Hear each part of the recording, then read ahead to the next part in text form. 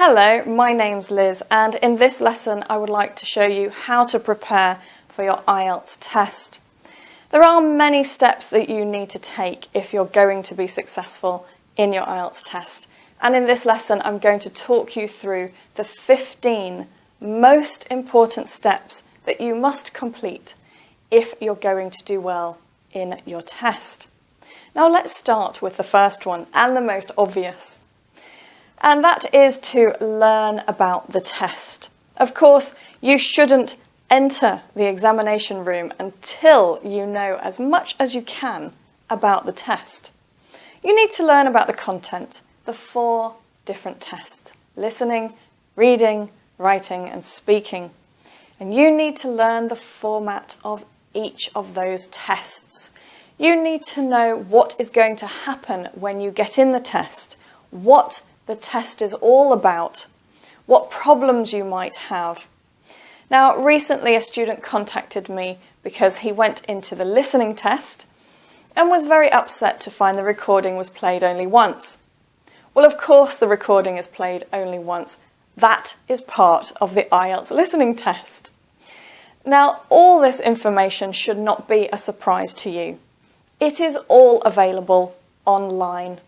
And you need to read as much as you can so that you know exactly what will happen when you take your test. Now, at the end of the lesson, I will give you links so that you can learn as much as you can about IELTS. And of course, when you're learning about IELTS, you also need to look at the timing. If you're doing, for example, the reading and the writing, then the timing is very much in your hands. That means that you're given an hour to accomplish a certain number of tasks or passages, and it's your choice how to manage your time. So understanding the timing is very important. And of course, scoring. You need to know how your band score is assessed. Now, for listening and reading, it's very easy because you get points for every correct answer. For speaking and writing, it's different because an examiner will assess you. And the more you understand about the way you are assessed, the better your results will be. So I will give you links for that as well later on. Now, FAQ means frequently asked questions. The more you learn about the test, often you start having more questions. Now, if you look at the answers to frequently asked questions, you will learn a lot about IELTS. So I'll give you links to frequently asked questions about each skill in the IELTS test.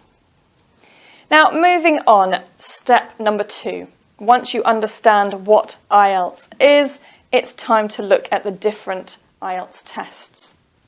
There are 2 IELTS tests. There's the academic test and the general training test. Now, for listening and speaking, there's only 1 test. But for writing and reading, you need to choose. And it's very important that you know exactly which one you're going to do before you start preparing. The academic test is mostly for university entrance, and the general training test is if you're moving abroad. So make sure you know which test you're going to take, and you make sure you prepare properly for that. Again, I will give you links at the end of the lesson. Now, let's move on to step number 3, and I think this is one of the most important steps that you can take, and that is about being realistic with your goals. You need to have a fixed aim for IELTS. What band score are you aiming for? But you need to be realistic. So let me explain a little bit more about this. So, being realistic. Now, of course, number 1, decide what band score you're aiming for. Are you aiming for 6.5, 7, 7.5? Be very clear about the band score you really need. And then have the level of your English checked. Now, this is very important to do. If the level of your English does not match the band score that you want, then you're going to have problems. If the level of your English is much lower than the band score you want, it's going to be almost impossible to reach that band score if you only study IELTS skills. You need to make sure that the level of your English is equal to the band score that you're aiming for. Now, I have a lot of students asking me, why can't they get band score 7? They've taken the test 5 times, but still can't get 7. And what tips can I give them? Well, there's one tip. Get your English checked. If your English is too low, you're not going to get 7. So to get the band score you want, you need to have the right level of English. So once you know your level of English, then you can make a plan.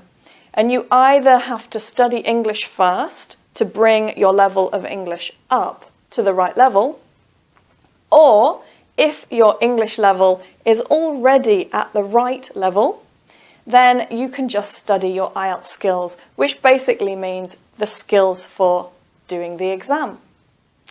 Or maybe your English is just a little bit below the appropriate level for your band score, and so maybe you want to study English and IELTS together. So this is very important about being realistic. What band score can you realistically get with your level of English? And of course, that comes to the next point, which is having a time frame. This is all again about being realistic. How much time will it take you to make sure your English is at the right level for the band score that you want? And how long will it take you to learn your IELTS skills? I have many students asking me about how long it will take. It is an impossible question to ask without meeting the student. Some students can learn exam skills very quickly, and I have known students to prepare for their IELTS test in 2 weeks and get the band score they want. Other students cannot understand the skills very well and they have problems with it, and their level of English is not very strong. So that means that their time frame is going to be much wider, and so it could take them months. So it really depends on the speed of your learning and on the level of your English. So just make sure that you do have a realistic time frame and that you have enough time to actually get ready for your IELTS test. So very important. Now let's have a look at the next one. Another very important step. Once you have decided your band score and you know the level of your English and you've already decided how you're going to study for IELTS, you're going to do English or IELTS in English, then you need to look more deeply at the band score that you've chosen. You need to know the requirements of that band score. Now, as I said earlier, listening and reading, it's very easy. It's a point system. But for speaking and writing, this is quite different. For speaking and writing, the examiner is looking for specific things in your language and in your skills. And you need to know exactly what the examiner is looking for the band score that you want. And when you understand more about the band score, then you will start improving. So I'll give you links again at the end of the lesson to help you understand about the band scores for speaking and writing. Let's move on to the next step. Step number 5. That is learning about the question types. Now, it's very important that you do this. For listening and reading in IELTS, there are over 10 different types of questions that you can get in the test. That's a lot. Now, in the test, you don't have time to look at a question and try to understand what you need to do. It's very important that you know the types of questions before you enter the exam room. And for step number 6, it's very important that you did develop the tips and techniques to deal with each type of question. So that's very important. And of course, it's not just for listening and reading. Also for writing task 2 for your essay, you're going to have to look at the different essay questions that you get. There are different types and you have to prepare them.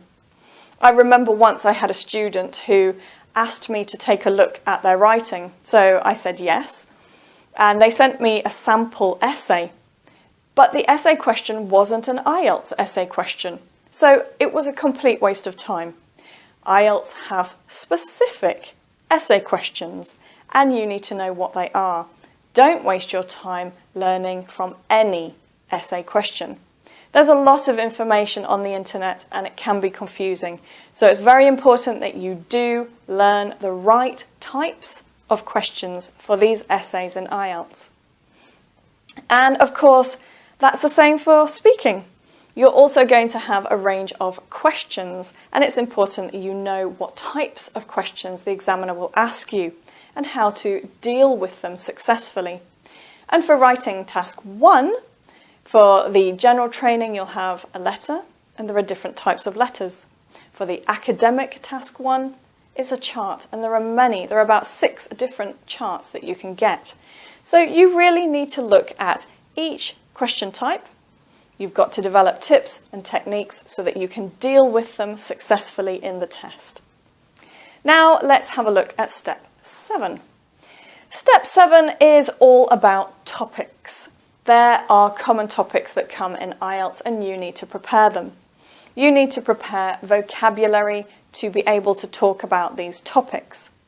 Now, even if the level of your English is at the right level for the band score you want, you still should prepare the common topics and vocabulary. Now, this is particularly important in speaking because you need to give your answer directly. All the vocabulary needs to be on the tip of your tongue, which means ready to use, without hesitation. So, preparing all these topics and vocabulary is essential. The next point is to develop your ideas. Ideas and topics again, and you can do this from a variety of sources. It's very important, if you have time for your IELTS preparation, to have a look at documentaries. Take a look at the BBC and look at some new world issues. Have a look at The New Scientist and other interesting magazines that cover a range of topics. Listen to radio programmes. All of this will help you develop the right English, and it will help you for listening, reading, writing and speaking. So that's very important. Now, at the end of the lesson, I will give you a link to useful websites, and that will include where to find these sources. Now, if you don't have much time before your test, if you only have a couple of weeks, you probably don't have time to do that. But if you do have time, it is an excellent way of preparing. Now, another thing that students ask me is, should they only listen to documentaries and radio programmes that have British English and Australian English? Well, the answer is no, because IELTS is an international English language test. So that means you can have a variety of accents in your listening test. And even the examiners might have different accents. They will not all be British or Australian. So listening to documentaries and BBC News and radio is very important. Now let's move on to step number 9. Number 9, you need to do practice tests to assess your listening and reading. Now you can do that very easily because you can check how many points you got right and what band score you've got. So you will know exactly what band score you are looking at for listening and reading, and you can do that at home. Now this is Cambridge IELTS 9. Now there are many practice tests on the internet, and also there are many books with IELTS practice tests, but these are the only books that are real IELTS exams. These are books from 1 to 9. This is book 9. These books were published by IELTS, and they contain a sample of old IELTS exam papers. There are 4 tests in each book, and you need to get them if you want to check your band score. Of course, the other books are useful for practice, but these are the real exam papers, so please use them. Now let's have a look at step 10. For the next step, You need to take a look at getting your speaking and writing assessed. Now, the listening and reading is very easy because you can do practice tests and calculate your own score. But for speaking and writing, it's very difficult to assess your own level. So you need to find an experienced IELTS teacher. If you can find an examiner or an ex-examiner, that's the best, obviously, because they can give you more accurate feedback. But if you can't, then at least try to find an experienced IELTS teacher. And when you get your speaking and writing assessed, don't just find out what band score you got. Try to find out where your weaknesses are, and also how they assess your band score as well. Which are the points that are stronger or weaker? Number 11 is obviously to plan your development and practice. Now, a lot of students ask me for a schedule for studying IELTS. Well, it's almost impossible to give a schedule. Number one, students have different strengths and different weaknesses, and they have different amounts of time available. The most important thing is that you do cover all aspects of the test before your exam. So as long as you're getting all those question types prepared and you know exactly what's going to happen, you've prepared your common topics, vocabulary and ideas, then really that's the most that you can do in a short time for your schedule. But if you have more time available, then of course what you can do is actually plan more development. And that means looking at question types that are more difficult and improving your technique. So that can be organised by you the moment you know where your weaknesses are. So develop and practice. Number 12, and this is very important. This is for reading and writing. During your preparation for IELTS, you will need to spend some time building speed. Now, reading and writing have a very fixed time limit, and it can be very difficult for students to actually finish all 40 questions in 1 hour, or to write task 1 and task 2 in 1 hour. So building speed and learning to manage your own time is very important, and you should be practicing doing that at home, checking how long it takes you to write or how long it takes you to skim read a passage or to scan and find answers. So building speed, very important if you want to do well. So number 13, and that is to do a full practice test under exam conditions. Now, it's not the same as this. A lot of students use practice tests in order to just practice their skills or to find their band score, but they don't actually do the full test under exam conditions. So that means to do your listening, your reading and your writing all together, it will take you 2 hours and 40 minutes. During that time you will have no breaks, and this will really give you an idea of how difficult and tiring the IELTS exam can be. So this is a very important part of your preparation. You should at least do one practice test under exam conditions before you do your real test. I had a student recently who told me that one of the problems was he actually needed the toilet during the test, and the toilet was quite far down the corridor. So he lost a lot of time going to the toilet and coming back, and he didn't quite finish all the reading questions.